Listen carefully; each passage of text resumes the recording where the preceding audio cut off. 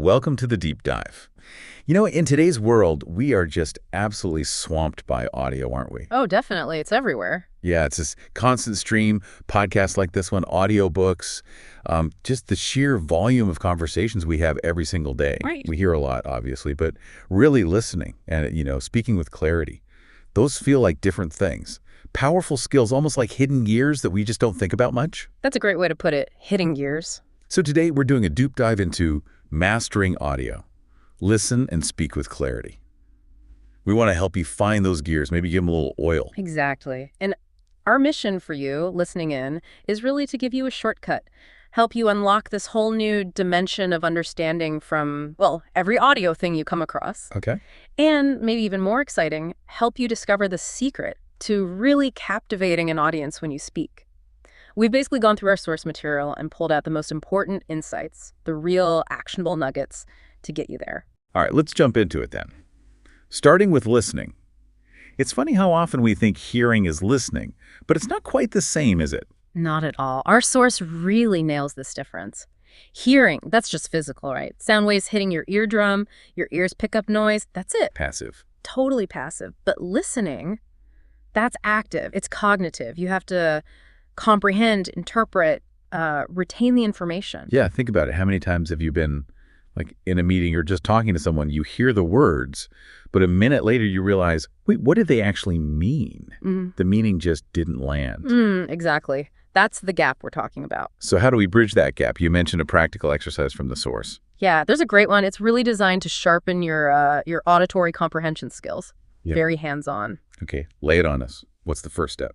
First, try to identify the main idea. Whatever you're listening to, a talk, a podcast segment, just try to mentally sum up the core message in one sentence if you can. Just boil it down. Exactly. It forces your brain to prioritize and filter. It's a great mental workout. Okay, main idea. Got it.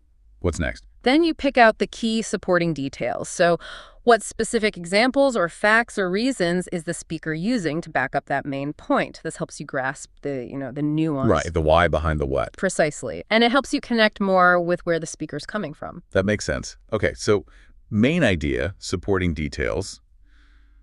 What else? Beyond just the words themselves, pay attention to the speaker's tone and emotion.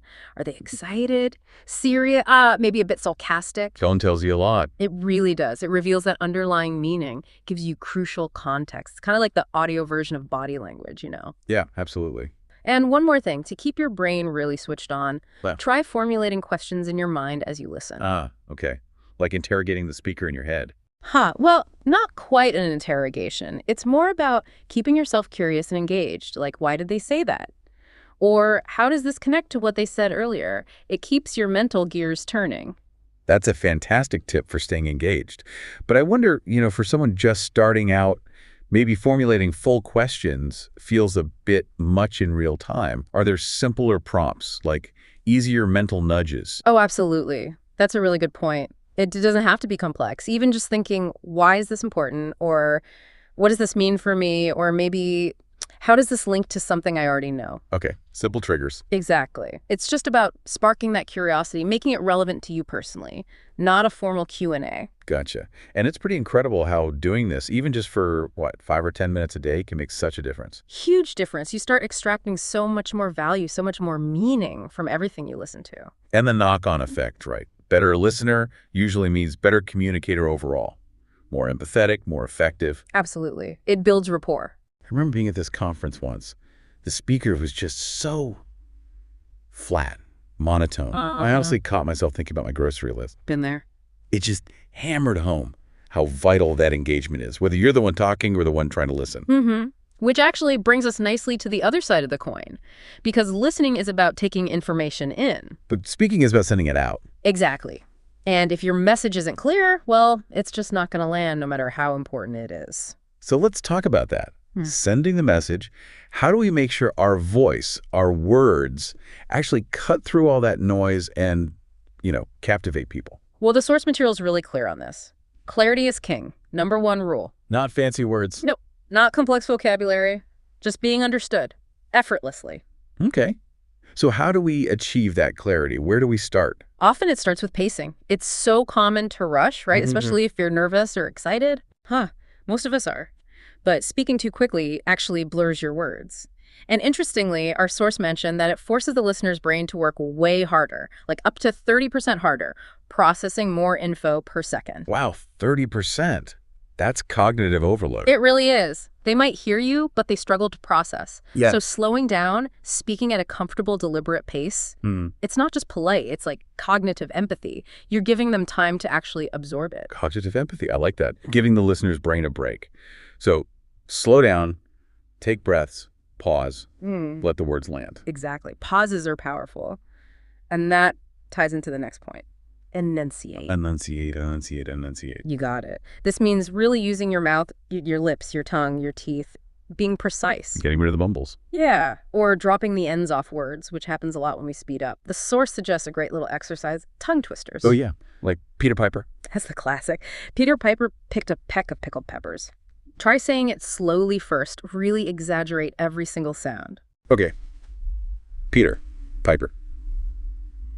Picked. Exaggerating. Feel those mouth muscles working, then gradually speed it up.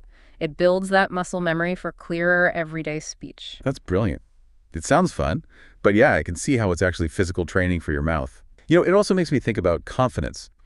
Does better enunciation link to feeling more confident when you speak?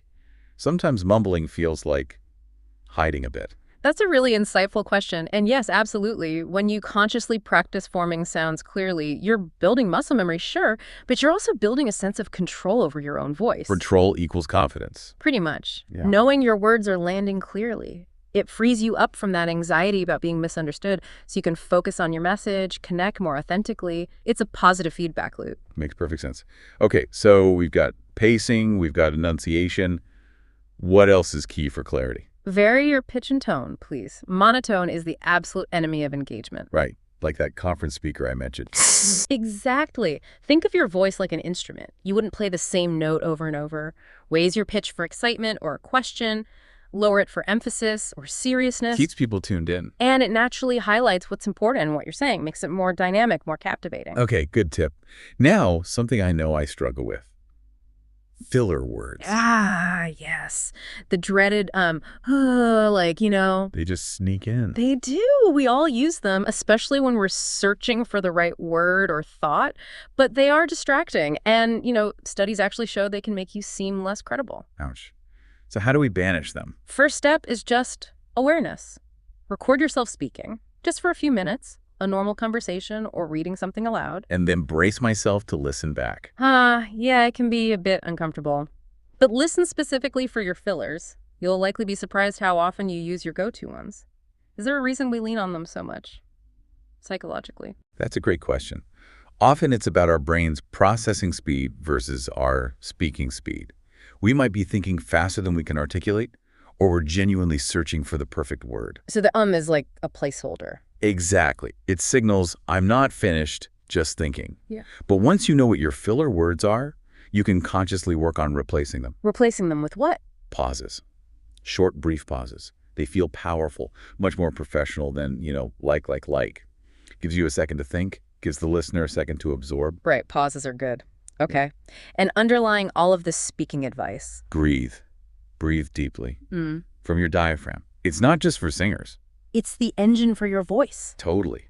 Good breath support gives you stamina, lets you project without straining, makes you sound more confident, more grounded. Just taking a couple of deep belly breaths before you start speaking can make a noticeable difference. Okay, so that's a lot of great stuff on listening and speaking. We've covered the secrets, so to speak. Yeah. Active listening, clear speaking. Yeah. So now what? How do people listening actually make this stuff stick, put it into practice? Right. The action plan. Let's make it concrete. Okay. So for listening, here's a challenge for you. For the next week, just find 5 or 10 minutes each day, actively listen to something, part of a podcast, an audiobook chapter, and use those steps we talked about. Identify the main idea. Pick out key details. Notice the speaker's tone. Ask those questions in your mind. Just try it for a week. See what happens to your understanding. And for the speaking side, the advice is simple, if maybe a little daunting at first. Record yourself. I know, but it works. It really does. It's the fastest feedback loop. Record yourself talking, maybe just explaining something simple, or read a paragraph from a book out loud. Then listen back. But, and this is important, don't judge yourself harshly. Just observe. Exactly. Listen for your pacing, your enunciation. Are you varying your tone? How many filler words popped up? And then, here's the key. Pick one thing. Right. Just one area you want to improve for the next time you record. One thing at a time. That focused effort. Super effective. Absolutely. Look, becoming a master of audio, listening and speaking, it's definitely a journey, right? Not something you fix overnight. It's about tweaking those gears we mentioned. Constant refinement. So maybe a final thought for everyone listening to mull over. What's your biggest personal challenge right now? Yeah. Is it truly listening without drifting off? Or is it speaking clearly and confidently? And thinking about everything we discussed today, which single adjustment, which little tweak do you think might give you the most surprising improvement? Something to ponder. But honestly, with these tools, these ideas, you really are well on your way. Yeah, well on your way to engaging more deeply with the English-speaking world and hopefully captivating everyone who gets to listen to you.